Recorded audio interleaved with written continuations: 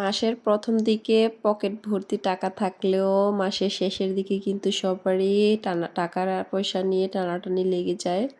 তো কিভাবে আপনি মাসের শেষের দিকে নিজে চলবেন, মেহমান আসলে চালাবেন বা টানাটানি ছাড়াও চলতে পারবেন সে বিষয়ে আজকে কথা বলবো। বিসমিল্লাহির রহমানির রহিম। হ্যালো এভরিওয়ান, আসসালামু আলাইকুম। কেমন আছেন সবাই? আশা করি আপনারা অনেক ভালো আছেন। আমিও আলহামদুলিল্লাহ আপনাদের দোয়ায় অনেক ভালো আছি। বরাবরের মতো আবারও নতুন একটা ভ্লগ ভিডিও নিয়ে হাজির হয়ে গেলাম। আমি সুমি, কুমিল্লা জেলা থেকে। এই ভিডিওটা আমি দুপুরে রান্নাবান্না থেকে শুরু করেছি। আর আজকে আমার খুবই পছন্দের ২টা তরকারি রান্না করব। তো এই ২টা রেসিপির মধ্যে একটা রেসিপি হচ্ছে আমার খুবই খুবই ফেভারিট একটা রেসিপি। আর হঠাৎ করে আমার খেতে মন চাইছে, তো চাইছে সাথে সাথে বাজারে গিয়ে কিনে নিয়েছি। তো সেটা কি আর কি খেতে আমার হঠাৎ করে এত মন চাইছে, সব কিছু জানতে পারবেন। পুরো ভিডিওটি মনোযোগ সহকারে দেখবেন। আর যারা আপনাদের মূল্যবান সময় ব্যয় করে আমার এই ভিডিওটি দেখতেছেন তাদেরকে অসংখ্য ধন্যবাদ। যেহেতু আপনাদের মূল্যবান সময় ব্যয় করে আমার ভিডিওটি দেখতেছেন, তো প্লিজ আমার ভিডিওতে একটা লাইক দিয়ে পুরো ভিডিওটা কন্টিনিউ করেন। প্রথমে আমি পালং শাক দেখিয়ে নিলাম, আস্ত পালং শাক। ওইগুলো চিংড়ি মাছ দিয়ে রান্না করব। আর এখানে যেটা ছুলতেছি এটা কচুর ছড়া।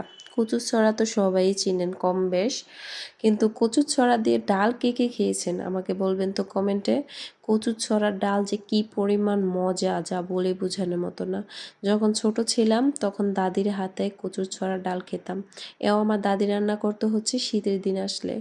তো বড় হওয়ার পরে মায়ের হাতে খেয়েছি, বিয়ের পরে শাশুড়ির হাতে খেয়েছি।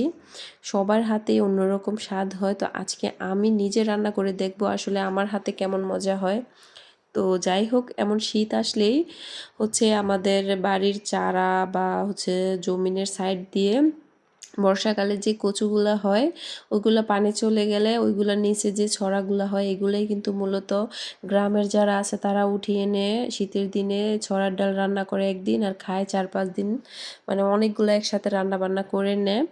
তো ওইরকম, মানে ছড়ার ডালগুলা খেতে যে কি পরিমাণ মজা, ওইরকমভাবে হয়তো বা আমারটা অত মজা হবে না যেহেতু আমারটা বাজারের কিনা ছড়া। তারপরেও আমি চেষ্টা করব, যেহেতু খেতে মন চাইছে আর এখন তো গ্রামে নেই যে শাশুড়ির হাতে বা মায়ের হাতে খাবো।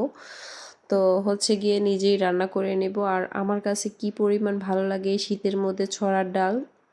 তো এগুলা মূলত টাকি মাছ দিয়ে রান্না করলে আর কাঁচা তেঁতুল দিয়ে রান্না করলে অনেক মজা হয়। তো যেহেতু আমার হাতের নাগালে টাকি মাছও নেই বা কাঁচা তেঁতুলও নেই, তো যা আছে তাই দিয়ে রান্না করব, কিন্তু আমি খাবো। আমার কি পরিমাণ, মানে আজকে ক্রেভিং উঠেছে যে ছড়া ডাল খাওয়ার জন্য, আপনাদেরকে বলে বোঝাতে পারবো না। তো যাই হোক, এখানে আমি পালং শাকগুলা চিংড়ি মাছ দিয়ে রান্না করে নিচ্ছি। আর পালং শাকগুলা একদম কচি ছিল, মানে কি বলবো, ছোট ছোট কচি কচি শাক দেখে আমি শাকগুলো আর কাটিনি, আস্ত রান্না করে ফেলতেছি। আর কেন জানি কোরিয়ানদের মতো আমার কাছে এই শাকটা আস্ত রান্না করতে অনেক ভালো লাগে, মানে দেখতে অনেকটা সুন্দর লাগে আর আস্তে আস্তে থাকে, খুব ভালো লাগে। তো সেই জন্য আমি আস্তই রান্না করে নিচ্ছি। আর এখানে পালং শাকের রেসিপি বলার কোনো কিছুই নেই, এটা সবাই পারে। তো আমি ভালো করে একটু কষিয়ে ওই দিক দিয়ে বসিয়ে দিয়েছি। আর এদিক দিয়ে আমি ছড়ার ডাল রান্না করার জন্য এখানে চিংড়ি মাছের মধ্যে মশলা টশলা সব কিছু পেঁয়াজ টিয়াজ কাঁচামরিচ সব দিয়ে মেখে দেন বসিয়ে দিয়েছি। আর এদিক দিয়ে আমি ছড়াগুলা কচলে নিতেছি। ছড়ার ডাল রান্না করতে হলে কিন্তু আগে ছড়াগুলা প্রথমে সিদ্ধ করতে হবে, তারপরে ছিলে দেন এগুলো ভালো করে কচলিয়ে নিতে হবে, একদম দানা দানা যেন না থাকে। তো এইগুলো কচলিয়ে নেওয়ার পরে তারপরে এগুলো একটা পাতিলের মধ্যে নিয়ে আপনারা ভালো করে পানির সাথে মিক্সড করে নেবেন হাতে, যে একদম ডালের মতো। তো আমি এটি ভালো করে গুলে নিতেছি পানির মধ্যে। তো এভাবে ছড়া ডালটা রান্না করে দেন আমি এটা ওই দিক দিয়ে মাছটা যদি কষানো হয়ে যায় ওখানে ঢেলে দিয়ে তারপরে কতক্ষণ নেড়ে চেড়ে বলক আসার পরে দেন এখানে এখানে হচ্ছে আমি টক জাতীয় কিছু একটা দিব। তো আমার বাসায় যেহেতু জলপাই আছে, জলপাই দিয়ে দিব, লাস্টে ধনিয়া পাতা দিয়ে উঠিয়ে নিব। তো যাই হোক, আমার ছড়ার ডালের কিচ্ছা তো আপনাদেরকে বলেই দিলাম, মানে কিভাবে রান্না করতে হবে। দেন আমি এখন হচ্ছে মূল কথাতে চলে আসি, যে কথাটা নিয়ে আমি আমার ভিডিওর প্রথমে শুরুতেই বলেছি যে মাসের শেষে সবারই টানাটানি লাগে চলাফেরার জন্য। শুরুতে পকেট ভর্তি টাকা থাকলেও শেষের দিকে কিন্তু সবারই টানাটানি করতে হয়। বেশিরভাগ মানুষের যাদের অঢেল টাকা আছে, যারা ব্যবসা বাণিজ্য করে, তাদের হিসাব কিতাব হচ্ছে অন্য। যারা চাকরি বাকরি করে বা আমাদের মতো যারা হাউস ওয়াইফ, যে একটা নির্ধারিত অ্যামাউন্ট আসে হাতের মধ্যে, যে হাজবেন্ড প্রবাসে থাকে, নির্ধারিত একটা অ্যামাউন্ট দিয়ে চলার জন্য, আজকের ভিডিওটি তাদের জন্য। অবশ্যই মনোযোগ সহকারে শুনবেন, যে মাসের শেষের দিকে আপনি যদি এই পদ্ধতিগুলো অবলম্বন করেন, অবশ্যই আপনার মাসের শেষের দিকে টানাটানি হবে না। মূলত প্রথম হচ্ছে, আপনার যখন মাসের শুরুতে টাকাটা আসবে, মানে পকেট ভর্তি যে টাকাটা বলছি আমি, টাকাটা যখন আসবে তখন টাকাটাকে হচ্ছে আপনি ভাগ করে নেবেন। ভাগ করে বলতে আপনি আপনার বাজারের লিস্ট আগে তৈরি করে নেবেন। বাজারের লিস্ট তৈরি করে বাজারটা করে নেবেন। ওইখান থেকে কিছু টাকা আপনি সেভ করে আলাদা রাখবেন, আর কিছু টাকা হাত খরচের জন্য রাখবেন। রাখার পরও আপনি চেষ্টা করবেন যে ওই টাকাটার জন্য আপনার খরচ না হয়, খুব কম খরচ হয়। আর প্রতিদিন আপনি যে টাকাটাই খরচ করবেন, ওইখান থেকে যদি ভাঙতে আপনার কাছে মনে করেন যে 20 টাকা, 50 টাকা, 100 টাকা আপনার বেঁচে যায়, ব্যাগের ভিতরে থাকে, ওই টাকাটা কি করবেন আপনি আইনা, মানে ঘরের সংসার খরচের টাকার সাথে রাখবেন না, আপনি ওই টাকাটা আলাদাভাবে রেখে দিবেন। তো দেখবেন যে 20 টাকা, 50 টাকা করে আলাদাভাবে যদি ভাঙতি খুচরা টাকাগুলো রেখে দেন না, তাহলে মনে করবেন যে এটা কিন্তু আপনার গায়ে লাগবে না। হ্যাঁ, তো এইটা যে আপনার প্রতিদিন চলার পথে বাড়তি যে টাকাটা আপনার গায়ে লাগবে না, কিন্তু এই টাকাটাই কিন্তু মাস শেষে আপনার কিন্তু কাজে লাগবে। কেমন, আমি আপনাদেরকে বলতেছি, আপনি প্রতিদিন খুচরা যে টাকাটা, এটা কিন্তু বেঁচে যায়। অনেক সময় অনেক জিনিস দামাদামি করতে গেলেও আপনি যে টাকাটা কেনার কথা, তার থেকে আপনি 10-20 টাকা কমে কিনতে পারতেছেন। হ্যাঁ, আপনি একটা জায়গায় রিক্সা দিয়ে যাওয়ার কথা, 5 মিনিটের জায়গায় আপনি 20 টাকা রিক্সা না দিয়ে আপনি একটু হেঁটে চলে যান। তাহলে এখানে কি হলো, আপনার 20 টাকা, 20 টাকা, 40 টাকা, 50 টাকা বেঁচে গেল। তো বেঁচে গেলে এই টাকাটা আপনি যদি আলাদা করে রাখেন, দৈনিক যদি আপনি 50 টাকা করে রাখেন, তাহলে হচ্ছে আপনার মাসে কত হচ্ছে, 1500 টাকা হয়ে যাচ্ছে। তো 20 টাকা করে রাখলেও কিন্তু আপনার অনেক টাকাই হয়। তো মাসের শেষের দিকে কিন্তু 20 তারিখ পর্যন্ত সবাই ভালোই চলতে পারে। হ্যাঁ, 20 থেকে 25 তারিখে একটু টানাটানি হয়। 25 থেকে 30 তারিখে যেমন আর দিনগুলো চলেই না, কখন আবার মাস শুরু হবে, কখন হাতে টাকা আসবে। ওই সময়তে যদি হঠাৎ করে আপনার বাসায় মেহমান চলে আসে, তখন আপনি আপনার এই যে 1000-1500 টাকা যে আপনার এক্সট্রা 50 টাকা, 20 টাকা, 100 টাকা করে যে রেখে জমলো, ওই টাকাটা কিন্তু আপনি কাজে লাগাতে পারবেন। বাসায় মেহমান কখন আসবে, কখন আসে, সেটা কিন্তু কেউ জানে না। কিন্তু কিছু কিছু মেহমান আসে, যেগুলোরে কিনা আপ্যায়ন না করলেই হয় না, ওনাদের পিছনে খরচ করতেই হয় বাধ্যতামূলক, নয়তো বা মান সম্মান বাঁচে না। তখন কি আপনি কার কাছে যাবেন টাকার জন্য? মাস শেষে তো সবারই হাতে টানাটানি থাকে। তো আর অন্যের কাছে টাকা চাইতেও কিন্তু একটা চক্ষু লজ্জার বিষয় আছে, যেটা একটা, মানে নিজের কাছেও খুব খারাপ লাগে।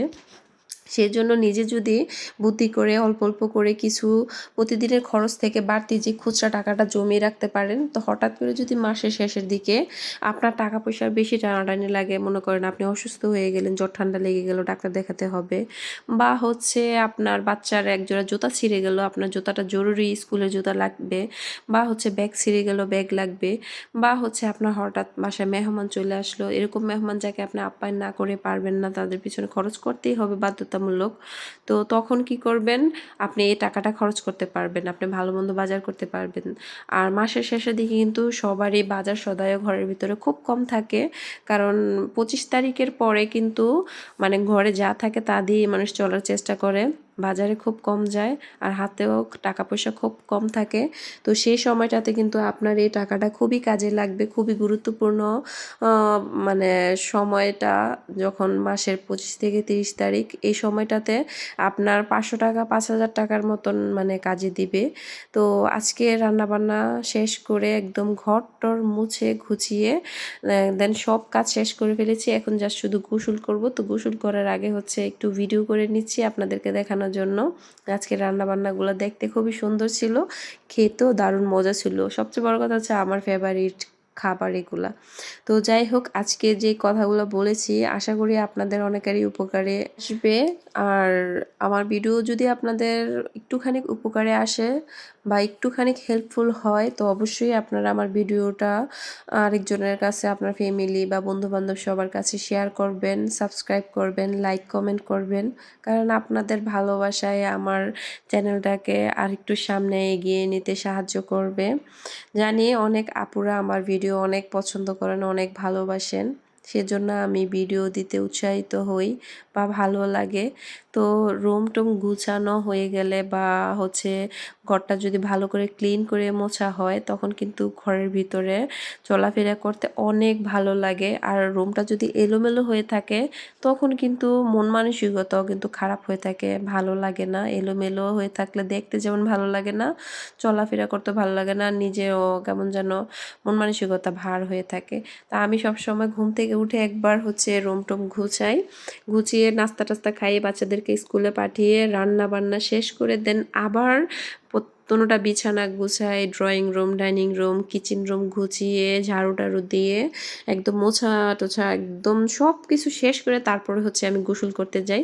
কারণ আমার একটা অভ্যাস কি, আমি গোসলের পরে কোনো কাজই করতে পারি না। মানে গোসল করে আসছি, কয়েকটা খাবার খাবো, দেন একটু শুতে হবে। আমার গোসলের পরে কোনো কাজ আমার গায়ে মানে ধরেই না, মানে আমি কোনো কাজই করতে পারি না। এটা জানি না সবার এরকম হয় কিনা, কিন্তু আমার এটা একটা খারাপ অভ্যাস। তো এইজন্য আমি চেষ্টা করি যে গোসলের আগে আমি সব কাজ শেষ করা, দেন আমার কাপড়-চোপড় এভরিথিং ধোয়া-দায়ি সবকিছু আমি শেষ করে ফেলি। কারণ হচ্ছে গোসলের পরে আমার কিছুই করতে ভালো লাগে না। তো যাই হোক, আমার পুরো বাসাটা আজকে আপনাদেরকে দেখিয়ে দিলাম। তো কথা বলতে, বলতে ভিডিওর একেবারেই শেষ প্রান্তে চলে এসেছি। তারপরে হচ্ছে ব্যাংকে চলে গেছি। ব্যাংক থেকে হাসব্যান্ড টাকা পাঠাইছে। আর আমার ছেলে দেখেন পুরো খাট টাকা ছড়াইয়া কি অবস্থা করেছে। তো এগুলা হচ্ছে আমি এক, এক করে গুছাচ্ছি। তো সবাই ভালো থাকবেন, সুস্থ থাকবেন। আল্লাহ হাফেজ।